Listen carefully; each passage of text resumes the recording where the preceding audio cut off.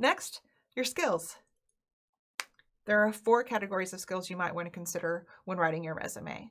Those include your essential skills, which were formerly known as soft skills or business skills. Also skills from past work experiences. Even though they might not seem relevant to IT, many of those skills can be considered transferable.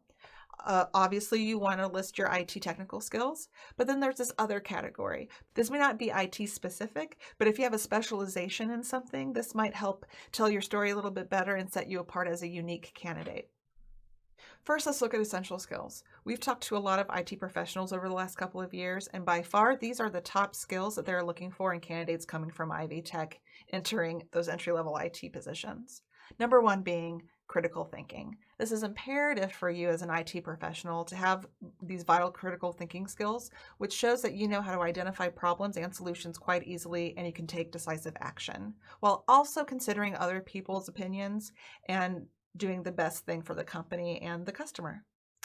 The second essential skill is interpersonal communications. This includes verbal and nonverbal communication, as well as written and visual communication. When we're talking about written communication, you need to be able to write professional emails as well as technical documentation. And then when you're talking to your peers, subordinates, and superiors, you need to be able to participate intelligently to conflict resolution and team building activities.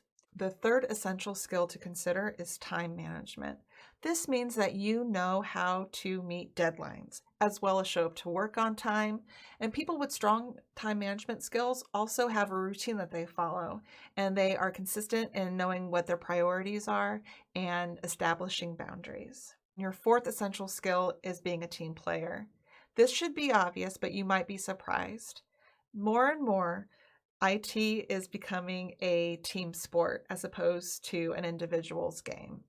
And team playing means that you adhere to deadlines, that you listen to other people's opinions, that you use those interpersonal communication skills, and you're able to make a product in a team setting with a variety of different backgrounds and personalities. Next, let's talk about your technical skills. Some of the things that you'll want to include in this skill set are any programming languages that you might know, as well as platforms, operating systems, tools, applications, software, and hardware. Another tip is to look directly at the job description for any of those technical skills that you might know and integrate those into your skill set. Also think about your use cases. What technology do you use in your personal life, in your academic life, and in previous work experiences? So how does it look? These are 3 of the formats that I've used for students' resumes in the past that seem to work really well. The first one being the most generic. You'll see that it lists all these skills kind of haphazardly, but really in a structured way. It includes a little bit of those soft skills as well as technical skills.